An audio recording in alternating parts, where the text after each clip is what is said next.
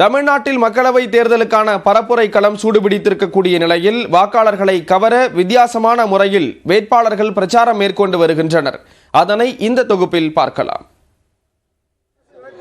தஞ்சை தொகுதியில் போட்டியிடும் தேமுதிக வேட்பாளர் சிவனேசன் ஒரத்தநாடு பகுதியில் வாக்கு சேகரித்தார். வாக்காளர்களை கவர அங்கிருந்த இறைச்சி கடையில் கறிவெட்டி கொடுத்து ஆதரவு திரட்டினார்.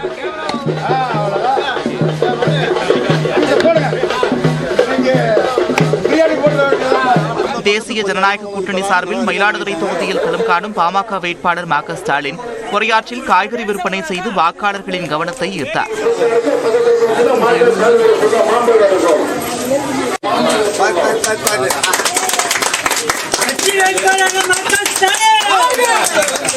திருவண்ணாமலை தொகுதியில் உள்ள லாடவரம் பகுதியில் திமுக வேட்பாளர் CN அண்ணாதுரை வெள்ளம் தயாரிக்கும் பணியில் ஈடுபட்டவர்களிடம் ஆதரவு கோரும் வகையில் கரும்பு பிழிந்து வாக்கு சேகரித்தார்.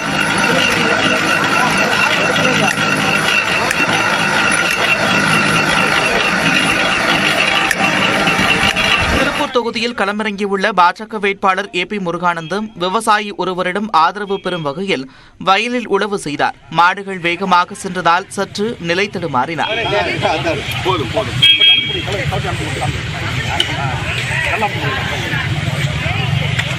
திமுக கூட்டணியில் திருவள்ளூர் தொகுதியில் போட்டியிடும் காங்கிரஸ் வேட்பாளர் சசிகாந்த் செந்திலுக்கு ஆதரவு திரட்டிய முன்னாள் அமைச்சர் நாசர் பெண் ஒருவரிடம் டீ கிடைக்குமா என்று கேட்க சிரிப்பலை எழுந்தது.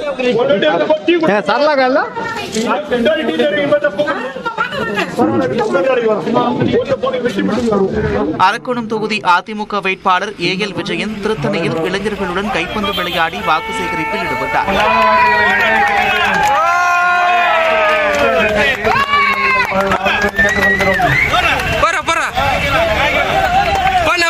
வேலூர் மாவட்டம் குடியாத்தம் பகுதியில் ஜூஸ் விற்பனை செய்து நடிகர் மன்சூர் அலிகான் ஆதரவு கூறினார்.